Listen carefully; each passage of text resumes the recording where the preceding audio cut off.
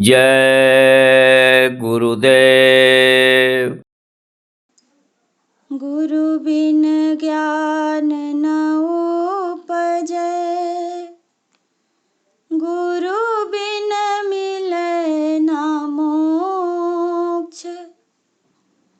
गुरु बिन लखै ना सत्य को,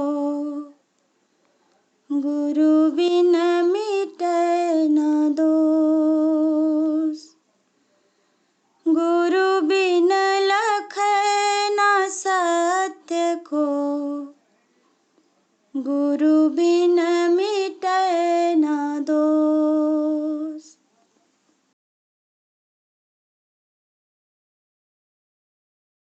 काम करते रहो, नाम जपते रहो, वक्त जीवन का यूं ही निकल जाएगा। काम करते रहो, नाम जपते रहो, वक्त जीवन का यूं ही निकल जाएगा। गर लगन सच्चे सतगुरु से लग जाए तो सारी जीवन का नक्शा बदल जाएगा।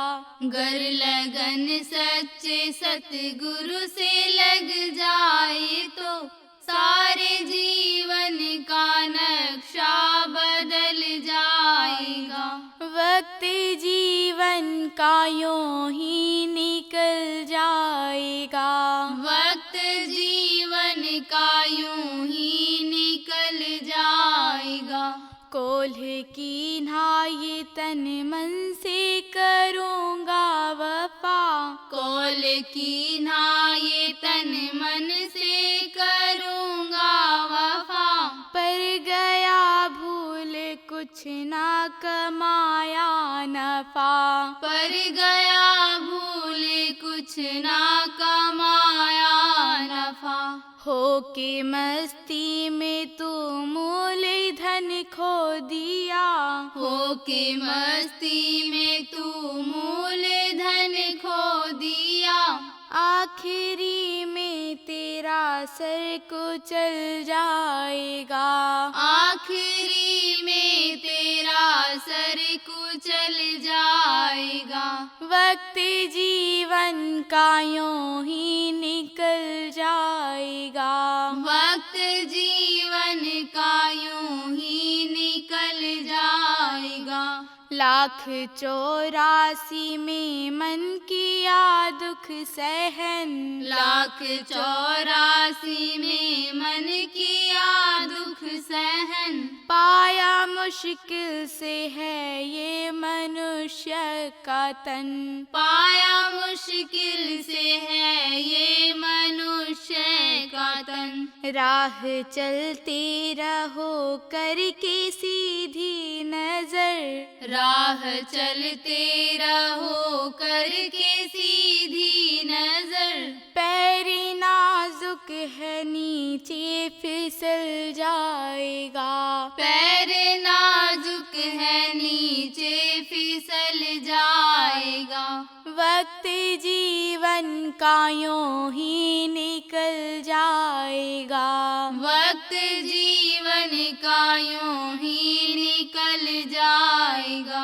छोड़ कर छल कपट मोह माया का असर, छोड़ कर छल कपट मोह माया का असर। गर लगाओ प्रभु जी से सच्चा लगन, गर लगाओ प्रभु जी से सच्चा लगन। संत कहते हैं करके दया जीव पर, संत कहते हैं करके दया जीव पर। मन से अंदर में तू ध्यान गुरुवर का कर, मन से अंदर में तू ध्यान गुरुवर का कर। सच्चे मन से तू भक्ति में लग जाएगा, सच्चे मन से तू भक्ति में लग जाएगा।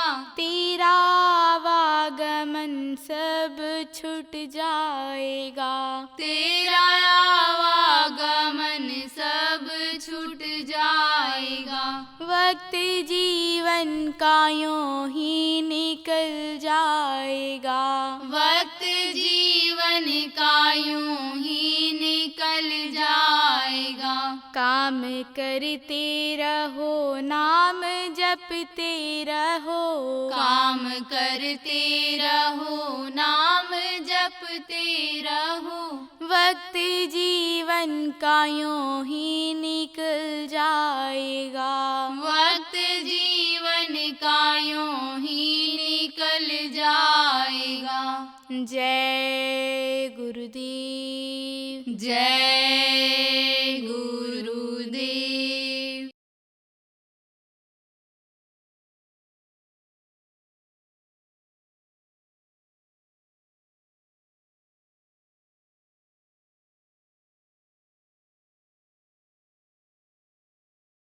तो अब आपको बताऊंगा कि बंधन से मुक्ति कैसे मिलेगी। मुक्ति आपका इतना आसान नहीं है बंधन को खोलना। अनिश्चित पुराण के उपाय और छूटने अधिकार भाई आपको समझाया गया है कि बहुत कोशिश किया लेकिन गांठ नहीं खुल पाई। उसका दो कारण ये रहा, यही एक तो मन की खुरापात, बड़े बड़े पंडित जोर लगाया, नहीं भूत मन वश में आया, लाख करो तदबीर प्यारे गुरु बिना, और सूना मनुष्य शरीर प्यारे गुरु बिना। समर्थ गुरु नहीं मिले, शिक्षा देने वाले नहीं मिले, समझाने बताने वाले नहीं मिले, कराने वाले नहीं मिले, करने में मदद करने वाले नहीं मिले, इसलिए फंस के चले गए। दूसरा कारण यह है कि ये जो शक्तियाँ हैं, दैवी शक्ति जिसको कहा गया, ये देवी और ये जो देवता हैं जिनके अधीन ये शरीर है, जिनके अधीन यह मन है, जिनके अधीन ये चित्त है, अहंकार है जिनके अधीन में, वो लोग नहीं चाहते हैं। तो जैसे समझो कि दफ्तर का अधिकारी होता है, दफ्तर का अधिकारी होता है, ऐसे वो अपने अधिकारी ही कौन, दफ्तर का जो अधिकारी होता है, उसके काम के आधार पर उसको खूब फलक करके तनख्वाह में लिया जा सकता है। अधिकारी को जो नाराज कर देते हैं उनका नुकसान ही होता है। मान लो आपको किसी को पैसा रुपया देना है, बाकी हो, राशन वाले को देना है, तेल वाले को देना है, मसाला वाले को देना है आपको, और 10 दिन बाद तनख्वाह मिली तो वो तो ब्याज जोड़ लेगा, नहीं भी कुछ कहेगा तो ब्याज जोड़ लेगा, दाम बढ़ा करके यानी समझो सामान बेचेगा, क्योंकि उसको भी ब्याज पड़ जाता है, उधार लाता है जब सामान। तो अब आप ये समझो अधिकारी को खुश रखना जरूरी है, तभी यानी समझो कि आपको कुछ मिलेगा। तो ये नहीं चाहते हैं, कौन नहीं चाहता है? ये जिन्होंने शरीर ये बनाया है, जो इसकी देख रेख परवरिश करते हैं, और जो इसके मालिक हैं जीवात्मा को निकाल कर शरीर को खाली कराने के लिए, ये नहीं चाहते हैं। तो आपको बताया सृष्टि की उत्पत्ति ब्रह्मा करते हैं, और विष्णु पालन का काम करते हैं, और शिव संहार का काम करते हैं, और इनकी तीनों की माँ है आद्या महाशक्ति। तो ये चारों लगे हुए हैं, ये नहीं निकलने देना चाहते हैं। कहाँ नहीं जाने देना चाहते हैं? अपने धाम, अपने घर, अपने पिता के पास ये नहीं पहुँचने देना चाहते हैं। ये मांग करके लाए हैं, ये सोचते हैं कि ये जो सबके सब जब चले जाएंगे, काल भगवान यही सोचते हैं कि जब सबके सब ये चले जाएंगे तो ये खाली हो जाएगा मृत्युलोक, यह नर्क बनाना हमारा ये बेकार हो जाएगा, हर जीव अगर पार हो जाएगा। तो वो ये नहीं चाहते हैं। तो संत जब आते हैं तो उनकी बातों को काट नहीं सकते हैं, मिट नहीं सकते हैं, उनके सामने टिक नहीं सकते हैं, लेकिन बाधा तो डालते हैं। कैसे बाधा डालते हैं यदि आपको बता दी।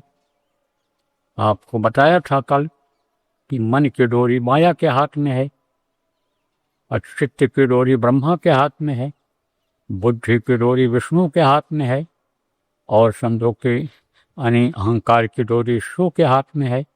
तो ये डोरी को खींच देते हैं। कैसे ये भी बता दें बाप को। जैसे आप किसी के यहाँ घर में गए, नोटों की गड्डी रखी है या सोना रखा है, चांदी हीरा रखा है, और आपने देख लिया और वो चला गया चाय पानी का इंतजाम करने, सामान लाने, तो आपका मन कहेगा कि लाओ इसको उठा के रख लें, एक हीरा का टुकड़ा मिल जाएगा इसमें से, रख लेंगे अगर, तो आप पे समझो कि बहुत कुछ हमारे पास हो जाएगा, तरक्की कर जाएंगे। ये यानी आपकी इच्छा हुई, इच्छा जगी आपकी, ये इच्छा हुई कि इसको रख लें, चित्त से आपने चिंतन किया कि हाँ इसको ले लिया जाए, रख लिया, तब तक विष्णु ने कहा कि नहीं नहीं, चोरी करना पाप है। उन्होंने डोरी को खींच दिया, सतोगुणी डोरी रहती है उनकी, तो उन्होंने खींच दिया। रजोगुणी डोरी जब खींचा तो यानी समझो की इच्छा हुई, चित्त ने चिंतन किया कि ले लिया जाए। अब उन्होंने जब सत्वगुणी डोरी खींचा तब आप समझो ये ज्ञान हुआ कि नहीं चोरी करना पाप है, तब कहोगे नहीं नहीं नहीं उठाएंगे, तब तक फट से डोरी खींच देंगे कौन? शिव जी, अहंकार आ जाएगा, अरे कौन देख रहा है, कौन देख रहा है, उठाओ रखो और देखा जाएगा, रुपया पैसा हो जाएगा तो मुकदमा लड़ जाएंगे उसी पैसे से और फिर देना पड़ेगा। सिविल कोर्ट में चलेगा, हाई कोर्ट में चलेगा, सुप्रीम कोर्ट में चलेगा। अब तब तक तो बेच बाज के बैंक में जमा कर देंगे, ब्याज से लड़ते रहेंगे, बस अहंकार आ गए और आपने चोरी कर लिया, तो पाप लग गया कि नहीं? चोरी करना पाप होता है, धोखा देना पाप होता है, जीव हत्या करना बहुत बड़ा पाप होता है, धोखा देना, बेईमानी करना, यह सब पाप होता है। तो पाप हो गया, पाप हो गया तो अब उसकी सजा भोगनी पड़ेगी इसी शरीर से, और शरीर से न भोग पाए ज़्यादा हो गया तो शरीर छूटने के बाद नरकों में 84 में सजा भोगनी पड़ेगी कर्मों की। पूरे कर्म भी बन जाते हैं, यही बना देते हैं, क्योंकि ये पुण्य और पाप जब से बना तब से बंधन में बंध गया आदमी। पूरे कर्म भी जो है यह भी नहीं निकलने देता है। क्यों? क्योंकि पाप पुण्य जब दोनों नासे तब हम प्रवास है। पुण्य अगर रह जाएगा तो भी आपको जन्म लेना पड़ेगा, राजा महाराजा के यहाँ जन्म लोगे, ज़्यादा पुण्य हो जाएगा, देवता खुश हो जाएंगे आपसे पुण्य करने से, तो मरने के बाद उनके लोकों में जाकर रहना पड़ेगा, लेकिन निकल नहीं पाओगे वहाँ से, फिर आना पड़ेगा मनुष्य शरीर में। तो ये दोनों एक तरह से संत मत के हिसाब से बाधक हैं। अब पुण्य कैसे बनता है यह भी आपको बता दें। जैसे दरवाजे पर कोई आया, भूखा है, कहता है माई एक रोटी दे दो, भाई भूख लगी है 2 रोटी दिला दो। अब आपने सोचा, चित्त से चिंतन किया कि हाँ दे दिया जाए, इसको दे दिया जाए। तब तक माया ने मन की डोर को खींच लिया और संकल्प विकल्प होने लग गया कि दिया जाए कि न दिया जाए, दिया जाए कि न दिया जाए। तब तक विष्णु ने डोर को खींच दिया, कहा दे दिया जाए, दे दिया जाए, देने से पूरी बन जाएगा। रोटी खिलाना, पानी पिलाना पूरी का काम होता है। फिर माया ने कहा भाई दिया जाए न दिया जाए, फिर खींचा उसने, दिया जाए न दिया जाए, फिर संकल्प विकल्प होने लग गया। तब तक शिव ने डोरी खींच दिया, अहंकार आ गया, अरे ते तो कोई कमी है। पहले ये सोच रहे थे कि रोटी पता नहीं हो, घर में न हो, दोबारा फिर न बनाना पड़े रोटी जिलाने इसको, यही सब संकल्प विकल्प हो रहा था। आप लोग भी सोच रही थी बच्चियों कि कहीं ऐसा न हो कम पड़ जाए, बनाया है पूरे परिवार के लिए रोज जितना बनाते थे, उस समय ये भूल जाएगा कि बरकत मिल जाती है। 5 रोटी अगर बनाओ और 2 आदमियों को खाना हो और छठवा कोई आ गया तो वो भी खा जाता है, बरकत हो जाती है। कभी कभी देखो थोड़ा ही आदमी खाता है तो मन भर जाता है, और कभी कभी पूरा पेट भरता है, बिल्कुल नगाड़ा तन जाता है, पेट पे नगाड़े जैसा हो जाता है, तो भी मन नहीं भरता, इच्छा की तृप्ति नहीं होती है। तो जब हो गया, अब अहंकार आया वहाँ पर, खींचा डोरी अहंकार की। किसने खींचा? खींचा शिव जी ने। अरे दे दो, कमी नहीं है, बन जाएगा, फिर बन जाएगा, बना देंगे। बस दे दिया, भूखे को रोटी खिला दिया, अब पूरी बन गया। पूरी बन गया तो अब पूरी बहुत इकट्ठा हो गया तो भी फंस गए। तो पूरी करने से क्या मिलता है? पूरी करने से यानी शरीर की रक्षा होती है, कपड़ा किसी दे दो तो कपड़े की कमी नहीं होती है, अनाज खिला दो अनाज की कमी नहीं होती है, मदद कर दो कोई ना कोई तुम्हारा भी मदद करने वाला तैयार हो जाता है। लेकिन जीवात्मा का उद्धार उससे नहीं होता है। जीवात्मा अपने घर पूरे से नहीं पहुंच पाती है और पाप करने से फंस ही जाती है। तो इस तरह से अन्य फंसाव है, गांठ नहीं खुलती है। लेकिन जब बंदी छोड़ मिल जाते हैं, गुरु महाराज जैसे समरस गुरु मिल जाते हैं और वो बंधन काटने का उपाय बता देते हैं, गांठ खोल करके यानी बंधन खोल करके और रक्षा करने का उपाय बता देते हैं, और उस उपाय में लग जाते हैं तो भी बाधा आती है। कैसे आती है ये भी बता दें। देखो ये मनुष्य शरीर है, मनुष्य शरीर है, ये बताया आपको 5 तत्व से बना है। जन्म अस्त प्रणामी वृद्धि शीर्ष 6 शक्तियों से माँ के पेट में तैयार हुआ है, और जीवात्मा यहाँ पर दोनों आंखों के बीच में बैठा दी गई है। यहीं से इस पूरे शरीर को ये चलाती है।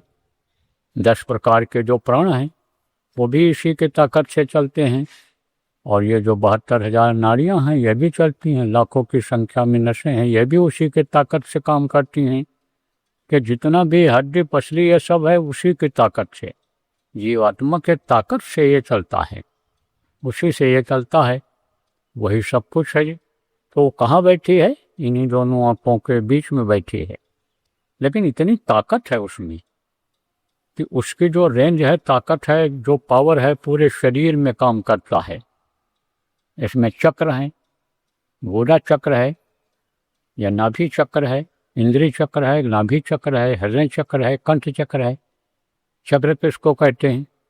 ऐसे ऐसे जो चलता है।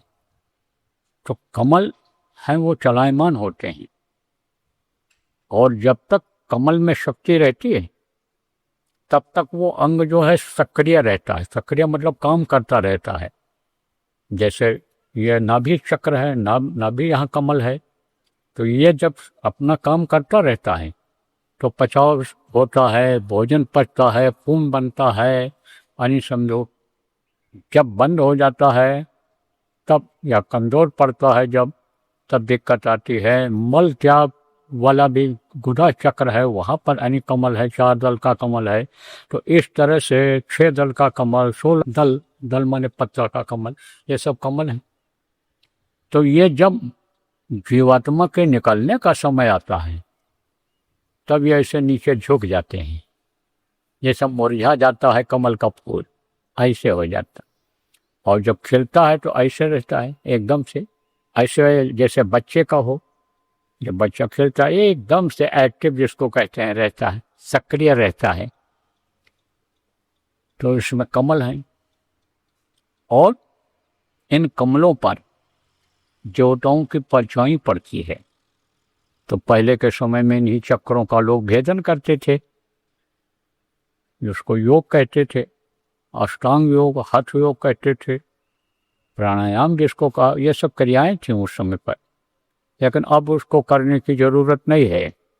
शरीर को स्वस्थ रखने के लिए आप प्राणायाम भले कर लो, लेकिन शरीर को उससे लाभ मिलेगा, जीवात्मा को उससे कोई लाभ नहीं मिलेगा। जीवात्मा तो वैसे की वैसे बनी रह जाएगी, और बंधन में ही बंधे बंधे पूरा जीवन खत्म हो जाएगा। जीवात्मा का बंधन कैसे कटेगा वो मैं भी आपको बताऊंगा। तो अब आप ये समझो प्रेमियों कि ये जब ध्यान लगाते हैं, ध्यान जब लगाते हैं तब इधर से ध्यान हटता है, किधर से, पैर की तरफ से। बताया जाता है ना कि दूर देखो, दोनों आंखों से दूर देखो, तो नीचे नहीं देखना चाहिए। बहुत से लोग बैठते हैं तो ऐसे झुक जाते हैं, सामने देखना चाहिए। बहुत तन के न बैठ पाओ कोई ज़रूरी नहीं, लेकिन अभ्यास के समय में, प्रैक्टिस के समय में आप ऐसे बैठो और सामने देखो, दूर देखो। जब आँख खुल जाए, कान खुल जाए, तब कोई दिक्कत नहीं है। कभी भी कहीं भी आँख बंद कर लो, किसी भी हालत में बंद कर लो, कान से किसी भी हालत में सुनो। फिर तो आँख न मूंदे, कान न मूंदे, बंद भी नहीं करना पड़ता है। आँख न मूंदे, कान न मूंदे, हंसे कंठ निहारे, खुश होकर जीवात्मा कंठ बने फटी परमेश्वर पिता को दर्शन करती है। तो अब आप ये समझो प्रेमी कि यानी सामने देखो, तो सामने देखोगे तो भूलेगा ये, नीचे देखोगे तो याद आएगा फिर अंगूठा ये गंदा है, पैर गंदा है, ये जांघ के ऊपर धोती है। और नीचे न देखोगे, ऊपर देखोगे तो कुछ भी है नहीं पता, तो इधर से ध्यान हटा। और जब इधर से ध्यान हटाओगे तो मन भी हट जाएगा। इधर से मन और सूरत जीवात्मा एक साथ में है। एक सिक्का जैसे होता है तो उसका दो यानी पार्ट होता है, यानी हेड टेल जिसको कहते हैं। यानी एक तरफ कुछ लिखा रहता है, दूसरी तरफ दूसरी चीज़ लिखी रहती है। तो जैसे सिक्का तो एक ही होता है, रुपया एक ही होता है, लेकिन पहलू उसके दो होते हैं, दोनों तरफ लिखा पढ़ी होती है, एक जैसा नहीं होता है।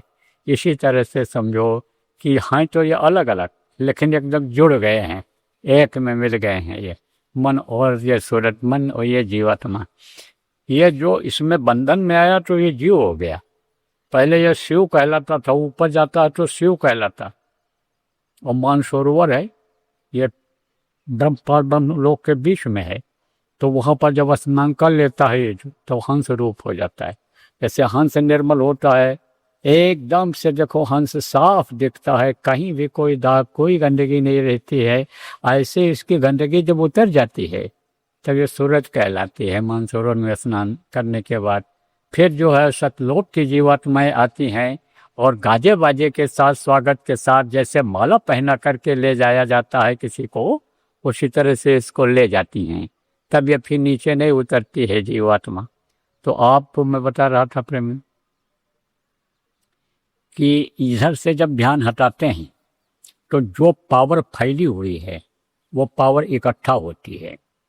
तो जब सामने देखते हैं, दूर देखते हैं, तो जीवात्मा का जो जीवात्मा तो वो भी ऊपर देखती है, क्योंकि जीवात्मा इधर मन के साथ लगी हुई है। इधर ध्यान इधर है, इधर से जब उधर जाता है तब जब वहाँ से खिसकती है, ऊपर की तरफ ये जाती है।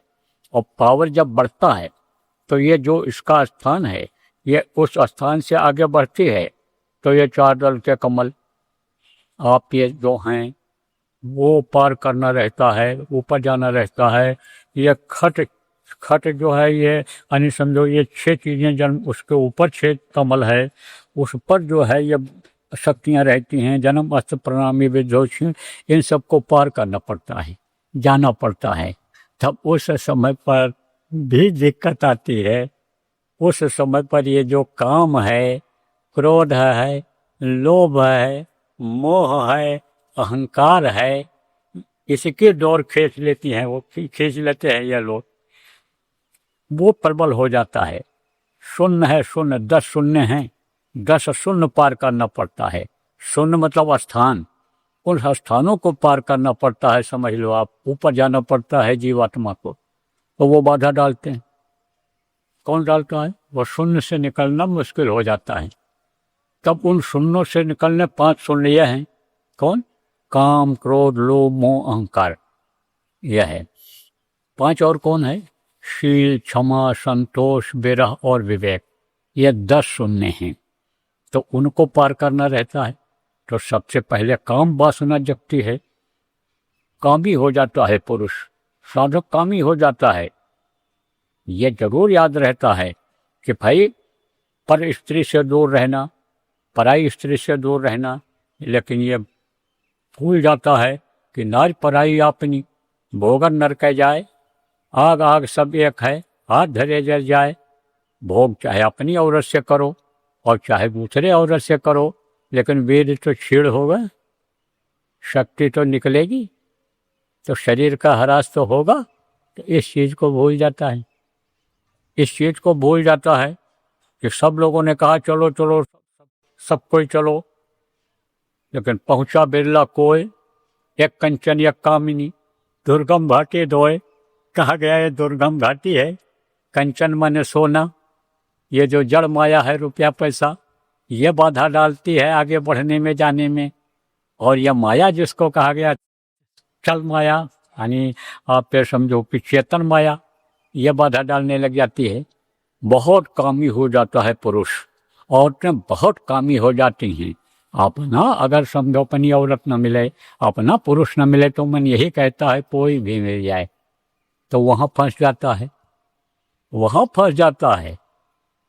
फिर मान लो वहाँ से भी निकल गया किसी तरह से, तो आगे जब बढ़ा तो क्रोध की डोर खिंच जाती है। उस शून्य में से जब जाने लगते हैं, तो वो इसीलिए बनाया गया है कि रोका इनको, रुक जाए।